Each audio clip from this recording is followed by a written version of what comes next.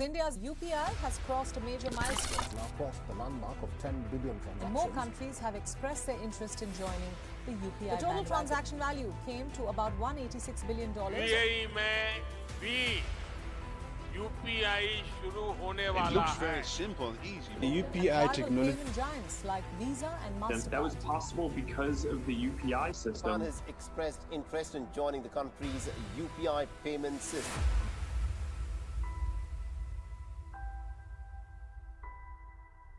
Barter system से लेके UPI तक का इतिहास क्लेवर आइडियाज और इन्वेंशन से भरा एक कमाल का सफर है।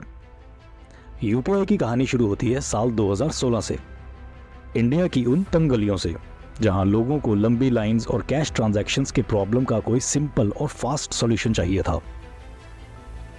लेकिन यूपीआई की कहानी की असली शुरुआत 2016 से नहीं होती, बल्कि उससे बहुत पहले।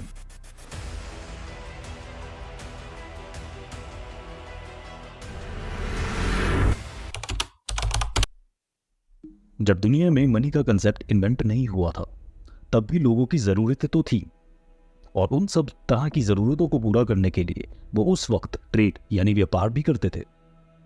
ब्रिटिश हिस्टोरियन पीटर वैटसन के मुताबिक ट्रेड और कॉमर्स जैसे कंसेप्ट आज से 1,50,000 साल पहले जन्म ले चुके थे। इमेजिन कीजिए कि आपके पास सेब की एक टोकरी है, लेकिन आपको शहद चाहिए। अब आप उस इंसान को ढूंढेंगे जिसके पास शहद हो, और उस शहद के बदले आप सेब ऑफर करेंगे। अगर वो मान गया तो आपको शहद मिल जाएगा। यही एक्सचेंज सिस्टम काफ़ी लंबे समय चलता रहा, जिसे हम आज बार्टर सिस्टम यानी वस्तु विनिमय प्रणाली के नाम से जानते हैं। इंडिया में भी बार्टर सिस्टम वैदिक एरा से चलता आ रहा था, लेकिन जैसे जैसे सिविलाइजेशंस का सोशल स्ट्रक्चर ग्रो करता गया, वो उतना ही कॉम्प्लेक्स होता गया, और धीरे धीरे बार्टर सिस्टम की कमियां पता चलने लगी। इमेजिन कीजिए उस शहद वाले इंसान को सेब चाहिए ही नहीं, तो वो आपका ऑफर एक्सेप्ट क्यों करेगा? इसलिए एक स्टैंडर्डाइज्ड यूनिट ऑफ एक्सचेंज की ज़रूरत महसूस होने लगी, और एक नया आइडिया ने जन्म लिया, जिसे आज हम मनी यानी मुद्रा के नाम से जानते हैं। शुरुआत में लोगों ने कई तरह की चीज़ों को मनी के तौर पर यूज़ किया, जैसे एनिमल्स, अनाज, प्रोमिसरी नोट्स, मनके और कौड़ी। कौड़ी शेल्स अफ्रीका, एशिया और ओशिनिया में 4000 साल तक यूज होती रही। फन फैक्ट, ब्रिटिश युगांडा में 20th सेंचुरी में भी टैक्सेस कौड़ी में ही पे किए जाते थे। 6th सेंचुरी में ह्यूमंस ने मेटल कॉइन्स को करेंसी के रूप में यूज करना स्टार्ट कर दिया। कॉइन्स का रियल ओरिजिन समय की धुंध में खो सा गया, इसलिए आज तक इनके ओरिजिन का सेटिस्फैक्ट्री एक्सप्लेनेशन नहीं मिलता, और आज भी एक मिस्ट्री है। डिफरेंट स्कॉलर्स इसके ओरिजिन की डिफरेंट एक्सप्लेनेशंस देते हैं। धीरे धीरे ज्यादातर सिविलाइजेशंस में कॉइन का यूज बढ़ने लगा, और इसने बार्टर सिस्टम की प्रॉब्लम्स को सॉल्व कर दिया। एंशिएंट इंडिया ट्रेड के लिए मेटल कॉइन्स का यूज करने वाले पहले सिविलाइजेशंस में से एक था। रिकॉर्ड्स के मुताबिक इंडिया में पहले कॉइन्स की मिंटिंग 6th BCE में महाजनपद में हुई। उस समय कॉइन्स सिल्वर के बने होते थे, जिनका नाम पंचमार्क कॉइन्स रखा गया। महर्षि पाणिनि की अष्टध्यायी में ऐसे पंचमार्क्ड कॉइन्स का वर्णन है। आज हम जो रुपी यूज कर रहे हैं, इसका ओरिजिन संस्कृत वर्ड रुपैकम से हुआ है, जिसका मतलब है सिल्वर कॉइन।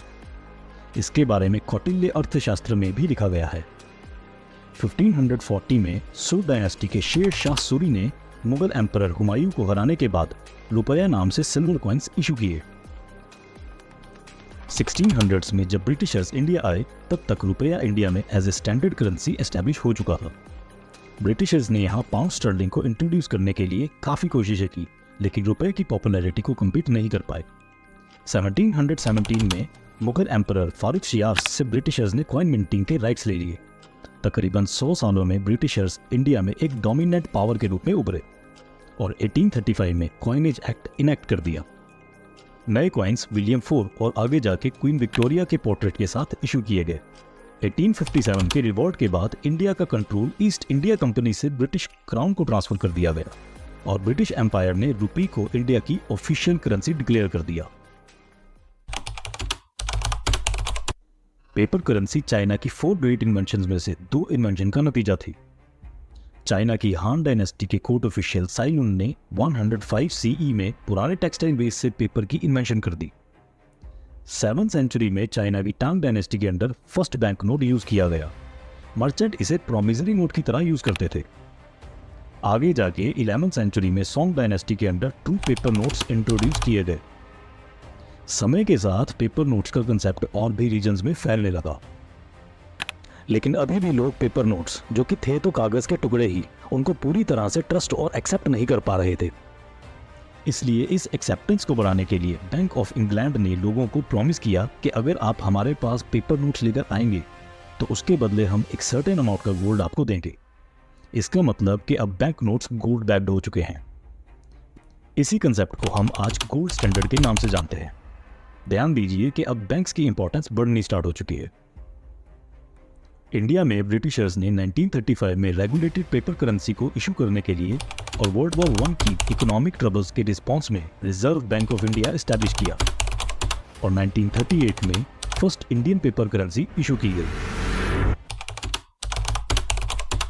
कहा जाता है कि 1949 में एक शाम फ्रांसिस मैकनमारा अपनी वाइफ के साथ एक रेस्टोरेंट में खाना खाने गए, लेकिन वो अपना वॉलेट लाना ही भूल गए।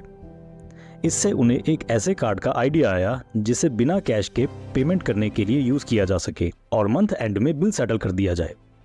यहीं से दुनिया को उसका सबसे पहला क्रेडिट कार्ड डाइनर क्लब्स के नाम से मिला। डाइनर्स क्लब की सक्सेस के बाद और भी कई बैंक्स और फाइनेंशियल प्लेयर्स एक्शन में आ गए। अमेरिकन एक्सप्रेस ने 1958 में अपना पहला क्रेडिट कार्ड लॉन्च किया। उसी साल बैंक ऑफ अमेरिका ने भी क्रेडिट कार्ड लॉन्च कर दिया।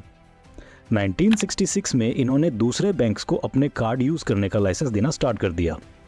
इसी नेटवर्क को बड़ा करने के लिए बैंक ऑफ अमेरिका ने कुछ और बैंक्स के ग्रुप को भी ज्वाइन किया और नेशनल बैंक अमेरिकार्ड इंक के नाम से एक ऑर्गेनाइजेशन बनाई। यही ऑर्गेनाइजेशन को आज हम वीजा के नाम से जानते हैं। इसी बैंक अमेरिकार्ड के कंपटीशन में ईस्ट कोस्ट बैंक्स के एक छोटे से ग्रुप ने इंटर बैंक कार्ड एसोसिएशन यानी ICA बनाया और लॉन्च किया मास्टर कार्ड। 1980 वो साल था जब क्रेडिट कार्ड ने पहली बार इंडिया में एंट्री ली। सेंट्रल बैंक ऑफ इंडिया ने वीजा के साथ मिलकर क्रेडिट कार्ड लॉन्च किया। 1988 में मास्टर कार्ड की विजया बैंक के साथ इंडिया में एंट्री हुई। लेकिन मार्केट में अभी एक और खिलाड़ी आना बाकी था। साल 2012 मार्केट में लॉन्च किया गया इंडिया का पहला इंडिजीनियस कार्ड, रुपए कार्ड। आज Bhutan, Nepal, Mauritius, Singapore, UAE जैसी कंट्रीज ने रुपए कार्ड को एक्सेप्ट कर लिया है। मेघालय में जन्मे जॉन शेफर्ड बैरॉन ने इंग्लैंड के एक टाउन इनफील्ड में कैश मशीन इंस्टॉल की।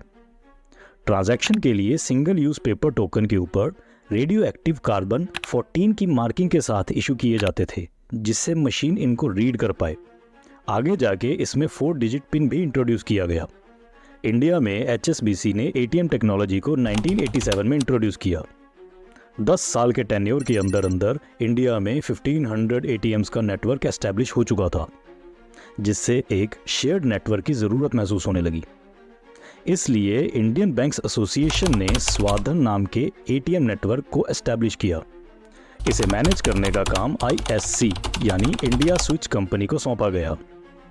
2003 में ISC के साथ कॉन्ट्रैक्ट खत्म हो गया, जिसके बाद 2003 में IDRBT यानी institute for development research and banking technology ने इंडिया के ATM को सिंगल नेटवर्क में लिंक करने के लिए NFS यानी नेशनल फाइनेंशियल स्विच एस्टैब्लिश किया। अब IDRBT का मेन काम तो रिसर्च करने का था, इसलिए उन्होंने NFS की बागडोर 2009 में NPCI को सौंप दी, जिसके बारे में अभी हम कुछ टाइम में दोबारा बात करेंगे। शुरुआत में 3 बैंक के ATM से शुरू हुआ ये नेटवर्क 37 मेंबर्स के साथ 50,000 ATM को कनेक्ट करने वाला आज सबसे बड़े नेटवर्क्स में से एक नेटवर्क बन चुका है।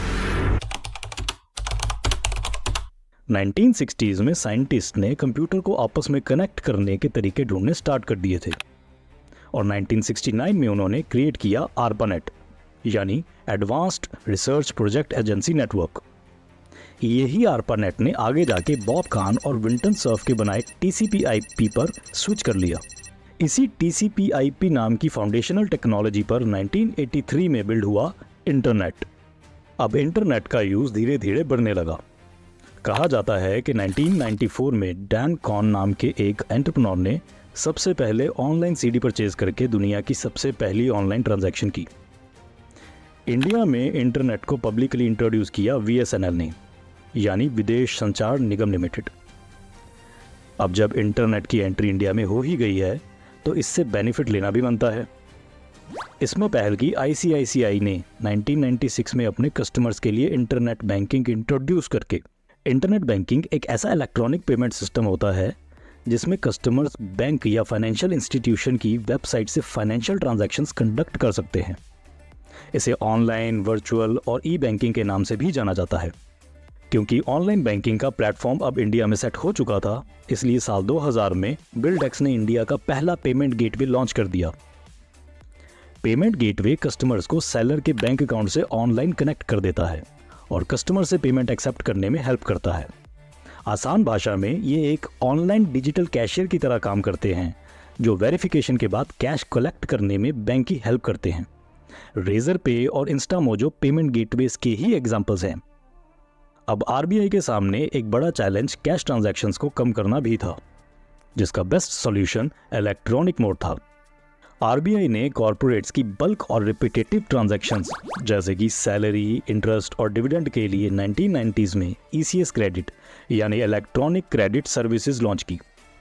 इसमें कस्टमर्स का अकाउंट स्पेसिफाइड डेट को एक स्पेसिफाइड अमाउंट के साथ क्रेडिट हो जाता था।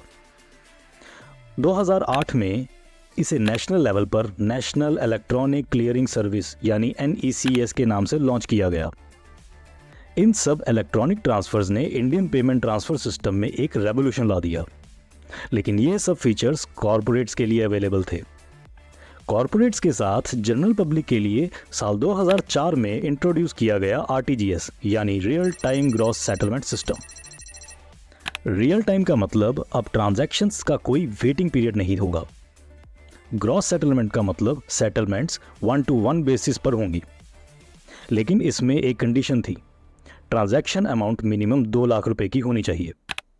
तो अगर किसी को 2 लाख से कम अमाउंट ट्रांसफर करने हो तो उनका क्या? RBI ने उनके लिए अगले साल 2005 में national electronic fund transfer system यानी NEFT लॉन्च किया। NEFT में ट्रांजैक्शंस रियल टाइम तो नहीं, लेकिन नियर रियल टाइम में एग्जीक्यूट की गई। NEFT में ट्रांजैक्शंस की प्रोसेसिंग और सेटलमेंट हाफ आवरली बेसिस में की जाती है। मोटोरोला ने दुनिया को सबसे पहला हैंड हेल्ड मोबाइल फ़ोन 1973 में दे दिया, लेकिन अब तक भी सिर्फ इंसान ही स्मार्ट थे, फ़ोन नहीं।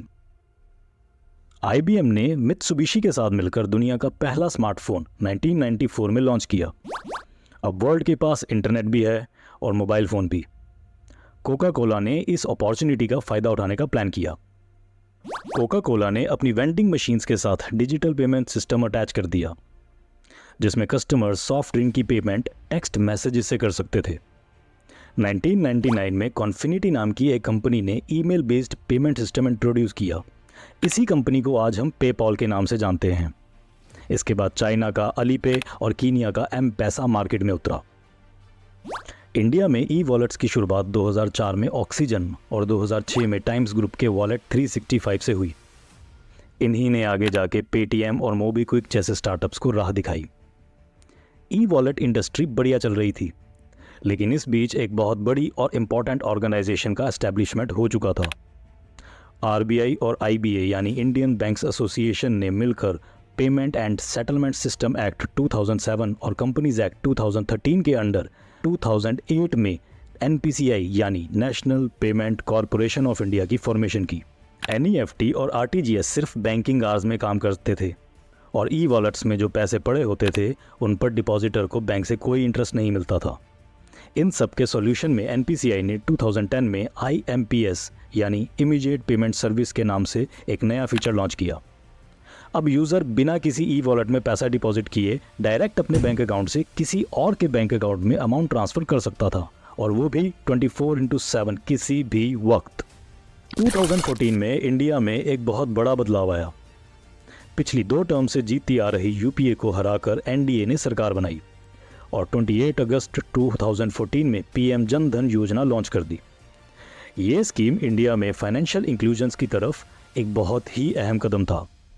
वहाँ दूसरी तरफ NPCI इंडिया में पेमेंट सिस्टम को रेवोल्यूशनाइज करने की तरफ पूरी तरह से लगी हुई थी। IMPS ने NEFT, RTGS और ई-वॉलेट्स की कमियों को पूरा तो किया, लेकिन IMPS में भी कुछ इश्यूज थे। IMPS में पैसे ट्रांसफ़र करने से पहले हमें बेनिफिशियरी रजिस्टर करवाना पड़ता था, जिसमें 12 से 24 घंटे लग जाते थे। ये अकाउंट नंबर IFSC कोड और MMID पर बेस्ड होता था। 2016 में NPCI ने यूनिफाइड पेमेंट इंटरफेस यानी UPI लॉन्च कर दिया। UPI से बिना किसी वॉलेट में पैसे ट्रांसफ़र किए और रजिस्टर किए डायरेक्ट अकाउंट से किसी को भी पैसे ट्रांसफ़र किए जा सकते थे।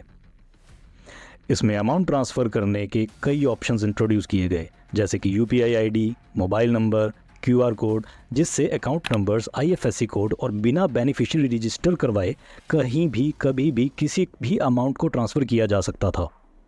इन्हीं सब कारणों से आज सब्जी वाले से लेके एक शॉपिंग मॉल हर जगह UPI यूज़ किया जाता है। 2022 के डाटा के मुताबिक आज इंडिया दुनिया में सबसे ज़्यादा डिजिटल ट्रांजैक्शंस वाला देश बन चुका है।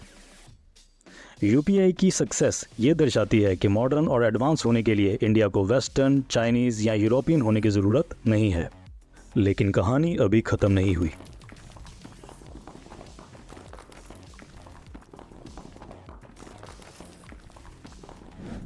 अगर आपको हमारी वीडियो पसंद आई है तो please do like, share and subscribe our YouTube channel the जिज्ञासु प्रोजेक्ट।